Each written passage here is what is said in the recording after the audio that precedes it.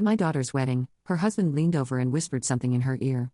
Without warning, she turned to me and slapped my face hard enough to make the room go still. But instead of tears, I let out a quiet laugh and said, "Now I know." She went pale, her smile faltering. She never expected what I'd reveal next. You know that moment when you realize the people you've sacrificed everything for would watch you drown without throwing you a rope? That's where this story begins, with the sound of my daughter's palm connecting with my cheek in front of 200 wedding guests and the silence that followed like a held breath. I'm 53 years old, and I thought I knew what betrayal looked like. I was wrong. If you stay until the end, you'll understand why some bridges aren't meant to be rebuilt, and why sometimes the only mercy left is letting people face the consequences of their choices. Don't forget to subscribe to the channel and comment where you're watching from, because this story, it's just getting started. The morning of Rebecca's wedding, I stood in my empty house in Westchester, looking at the boxes stacked against the walls. 3 months earlier, I'd put the house on the market, not because I wanted to. This was the house where I'd raised my children, where I'd painted their height marks on the kitchen door frame, where I'd nursed them through fevers and celebrated their first steps. I was selling it because I had to. The irony wasn't lost on me. Rebecca, my youngest, at 28 was marrying into money while I was liquidating assets just to stay afloat. My other 2 children, Jacob and Jonathan, had made their positions clear months ago when I'd asked for help with the mounting medical bills from my late husband's cancer treatment. "You need to downsize anyway. Mom," Jacob had said, not looking up from his phone, "this place is too big for just you." Jonathan, ever the financial advisor to everyone but his own mother, had been more direct, "We can't enable your poor financial planning. Dad's been gone 2 years. You should have figured this out by now." Poor financial planning, as if spending our life savings on experimental treatments to keep their father alive was a character flaw. I adjusted the navy dress I'd chosen for the wedding, conservative, appropriate, forgettable. Rebecca hadn't asked for my input on anything wedding related. I had learned about the venue from her Instagram posts. Discovered the date from a save-the-date card that arrived 3 weeks after her friends had already risked. The message was clear: I was an obligation, not a participant. The drive to the Hamptons took 2 hours through October traffic. Fall weddings were trendy. Now, Rebecca had informed me during one of our brief phone conversations, everything about this wedding was trendy: the organic flower arrangements, the farm-to-table catering, the Edison bulb lighting, strung between oak trees.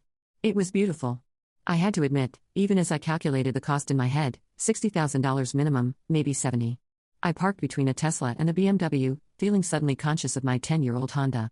Inside the reception venue, I found my assigned table, number 12 in the back, with Rebecca's college roommates and their husbands, not with family. Family was seated at tables 1 through 4, apparently, and I wasn't family anymore. "You must be Rebecca's mom," chirped the blonde woman in her 30s, extending a manicured hand. "I'm Ashley from her yoga teacher training. She talks about you all the time." She didn't, but I smiled anyway. "How lovely to meet you." The ceremony was flawless. Rebecca looked radiant in her $1,000 dress, walking down the aisle to music played by a string quartet that probably cost more than my monthly rent would be in my new apartment. Blake. Her groom came from pharmaceutical money. His family owned a chain of specialty clinics across New England. He was handsome in that generic, privileged way that Rebecca had always been drawn to. I watched my daughter promise to love and honor this man and felt nothing, not pride, not joy, not even sadness, just emptiness, like looking at a photograph of someone you used to know during the cocktail hour. I made polite conversation with strangers while my sons held court near the bar, regaling Blake's groomsmen with stories about their latest business ventures. Jacob was in tech now, something involving cryptocurrency that he couldn't quite explain, but insisted was revolutionary. Jonathan had his financial consulting firm, though most of his clients seemed to be friends of friends, looking for tax loopholes. Neither of them approached me. Neither asked how I was doing, where I was living. Now that the house had sold, whether I needed anything. I was a ghost at my own daughter's wedding. Rebecca found me during dinner, appearing at my shoulder like a vision in white. "Mom, you look nice," she said, though her eyes were already scanning the room for someone more important to talk to. "You look beautiful, sweetheart. The whole day is beautiful." "Thanks." Blake's parents really went all out. She paused, and for a moment I thought she might sit down. Might actually have a conversation with me. Instead, she glanced at her watch, a Cartier. I noticed, probably an engagement gift. I should get back to the head table. "We're doing toasts soon." I watched her glide away, her dress trailing behind her like seafoam. When had she become so polished, so untouchable? When had I become someone she needed to escape from? The toast began after the main course. Blake's father spoke first, welcoming Rebecca into their family with warmth I hadn't felt from my own children in years.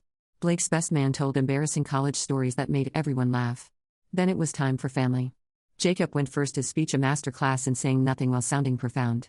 He talked about watching Rebecca grow into a force of nature, about how proud he was of her authenticity and courage.